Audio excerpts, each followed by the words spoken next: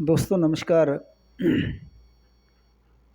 ਸਭ ਤੋਂ ਔਖਾ ਜੇ ਵਿਸ਼ਾ ਹੈ ਕੋਈ, ਉਹ ਅਧਿਆਤਮਿਕ ਦਾ ਸਭ ਤੋਂ ਔਖਾ ਵਿਸ਼ਾ ਹੈ। ਔਖਾ ਹੈ ਨਹੀਂ ਸੀ, ਪਰ ਉਸ ਨੂੰ ਕਰ ਦਿੱਤਾ ਗਿਆ ਹੈ। ਉਹਦਾ ਕਾਰਨ ਕੀ ਰਿਹਾ? ਉਹਦਾ ਕਾਰਨ ਇਹੀ ਰਿਹਾ ਕਿ ਜਿਹੜਾ ਧਰਮ ਹੈ, ਜਿਹੜਾ ਰੱਬ ਦੇ ਨਾਮ 'ਤੇ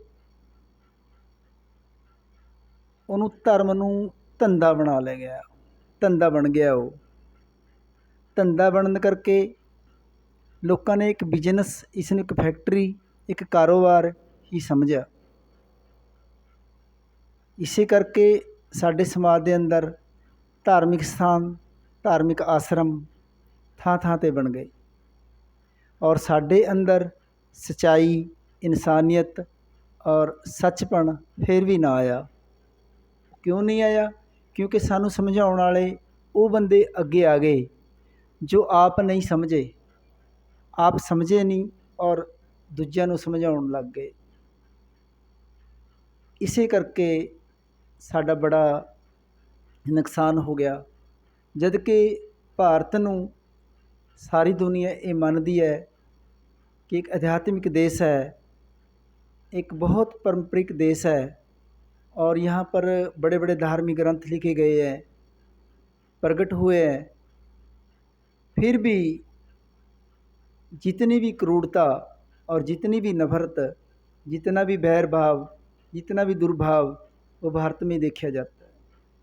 इसलिए दोस्तों, आओ हम इससे बाहर कैसे निकलें, हम इसको कैसे तजें, इसको कैसे तज के इससे बाहर आएँ।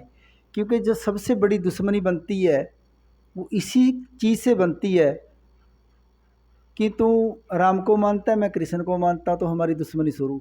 हमारी एक मत नहीं है। तो सिख है, मैं हिंदू हूँ, तो हमारी नहीं बनती। तो मुसलमान है, तो ईसाई है, हमारी इसलिए नहीं बनती। सबसे बड़ा कारण, सबसे बड़ा यही रहा है कि तू फलाने गुरु को मानता है, मैं उसको नहीं मानता, मेरे गुरु का ज्ञान बड़ा, तेरे गुरु का ज्ञान छोड़ा है। इसी झगड़े के अंतर हम फंसते चले गए, इतने फंस गए, इतने ही इसके अंदर कैद हो गए। अगर कोई दो चार बातें हमें सही भी बताए तो हमारे विरोध में उसी वक्त खड़े हो जाएंगे लोग चार, और वो खड़े होंगे जो जानते हैं, जानकार है, वो खड़े हो जाएंगे। वो इसलिए खड़े हो जाएंगे कि भाई ये तो मेरे से आगे निकल गया, चाहे हमने उसके खिलाफ झूठ ही क्यों ना बोलना पड़े, झूठ प्रचार ही क्यों ना करना पड़े, जहाँ तक हमें गिरना पड़े गिर जाएंगे, पर हम दूसरे की लात खींचेंगे। वो क्यों? देखो, अगर तो आप सच बता रहे हो, अगर मेरे पास सच नहीं है, मुझे सच का मालूम नहीं, मुझे दूसरे से खोज करनी चाहिए। ऐसे ही हमारे जो पुरखे थे, उन्होंने सब जगह खोज की। हम कबीर जी को ले लें, आप जी ने 75 साल तक खोदते रहे। दूसरी पातशाही अमरदास जी को ले लें, आप 62 साल तक खोदते रहे। और ऐसे ही दूसरी पातशाही भी, उन्होंने भी काफ़ी टाइम खोजने में लगाया। तीसरी पातशाही ने कितनी उम्र लगाई, नामदेव जी ने कितना समय लगाया खोजने के लिए, सब ने खोजा। तो इसीलिए हमें भी आज इसलिए खोजना पड़ रहा है, इसीलिए इतना समय बेकार हो गया 50 साल, क्योंकि इसी मार्ग के अंदर असल जो फूल रूपी है वो पेड़ कोई है, और कांटे रूपी झाड़ियाँ बहुत बिछ गई हैं। जो भी कहेगा मैं सच्चा गुरु हूँ, मेरे से ना मैं पार कर दूँगा, और उससे दूसरों को बोलेंगे उसके पास कुछ नहीं तो मैं पार कर दूँगा। और इस झगड़े को ख़त्म हमारे पुरखों ने, हमारे बड़ों ने किया, बहुत मेहनत की, यहाँ तक कि उनको अपने परिवार तक गंवाना पड़ गया, अपना आप भी गंवाना पड़ गया। पर हमारे अंदर वहीं का वहीं, वही लेवल, फिर वही चीज़ फिर आ गई।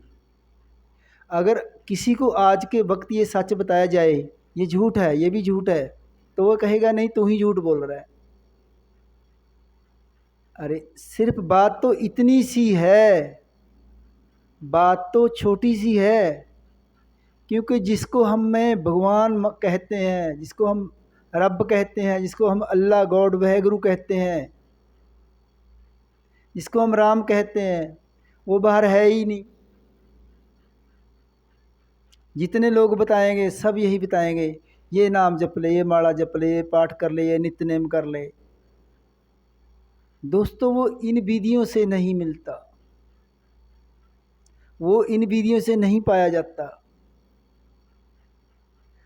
उसको विधि पाने के लिए हमें सबसे पहले सच्चा इंसान बनना पड़ेगा और सब धर्मों, मजहबों, कौम बरादरी से, ऊंच नीच से, बड़े छोटे से ऊपर उठना पड़ेगा। और हमें सिर्फ एक सत्य को जानना पड़ेगा, वो बाहर नहीं सत्य को जानना। जैसे कहते हैं ना, अरे अपने अंतर तो खोज के देख, अपने अंतर तो जान, अपनी आत्मा से तो पूछ के देख। बस यहीं से हमारी भक्ति, पूजा, इबादत स्टार्ट होगी। अब जो हम भक्ति पूजा अब करते हैं वो सब ही मनमुखी करते हैं। मनमुखी का मतलब जो हमारा मन बाहर की आँखों के जरिए, कानों के जरिए और बाहर घूमता है, हम इसकी मत ले रहे हैं। हमने इसकी मत छूटनी है, ख़त्म करनी है, इसकी मत नाश करनी है। हमने किसकी मत लेनी है?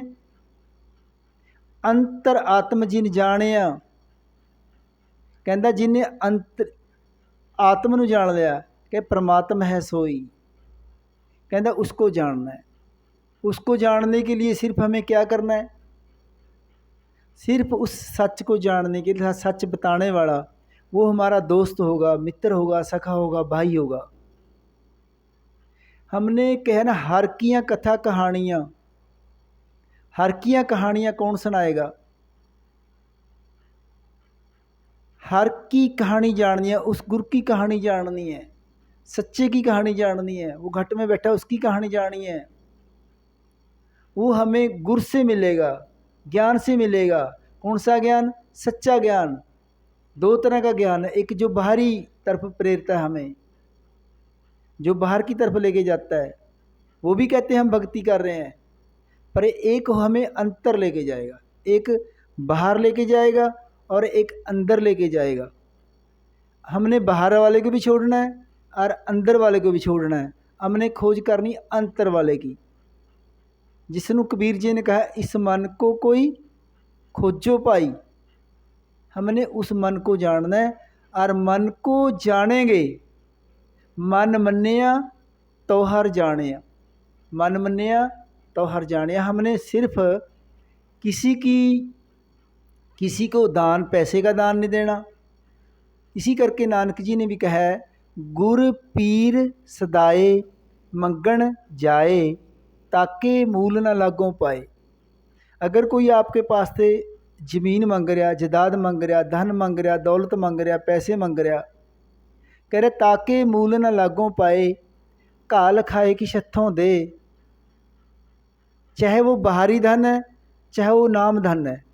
अगर उसने नाम धन कमा लिया वो भी देगा, अगर माया का धन कमा लिया तो वो भी देगा, आपको खाना देगा, पानी पिलाएगा। काल खाए कि छत्थों दे, नानक राह पछाणे से, कहता वो राह ਨੂੰ पछाण सकता है, इस रस विधि ਨੂੰ पछाण सकता है जो किसी से मंगे ना। मंगण गए सो मर गए, मत कोई मांगो भीख, मंगण मरण समान है, ये सतगुरु की सीख। मंगना मरने के समान है, ये सतगुरु की सीख है। जो लोग मांगते हैं, पहले वो ना संत हो सकते हैं, ना वो बाबे हो सकते हैं, ना वो गुरु हो सकते हैं, ना महात्मा हो सकते हैं, ना महापुरुष हो सकते हैं। जो आपसे पैसा मांगेगा, अकाउंट नंबर देगा, वो आपका कभी पार नहीं कर सकता, ना वो खुद पार है। वो तो पैसे का व्यापारी है, उसने धर्म को धंधा बनाया। सो मित्रों, दोस्तों, वो कैसा है भगवान, किसको मिला, हमें कैसे मिलेगा, और उसकी कैसे खोज करें, उसकी कैसे जानकारी करें, वो मिले कैसे हमें। और वो जिसने कहा एक ओंकार सतगुरु प्रसाद, वो हमें कैसे मिलेगा, उसकी जानकारी के लिए ज़्यादा से ज़्यादा हम गुरबाणी को जानें, कबीर बाणी को, नानक बाणी को। वेद तो संस्कृत में है, वो अब समझ नहीं आते हमारे, पर हमारे पास वो वेद बाणी, गुरबाणी है, उसको जानें और ऐसे भाइयों से मिलें जो आपका धन ना ले, जो आपकी दौलत ना ले, और जो आपको दे ही दे,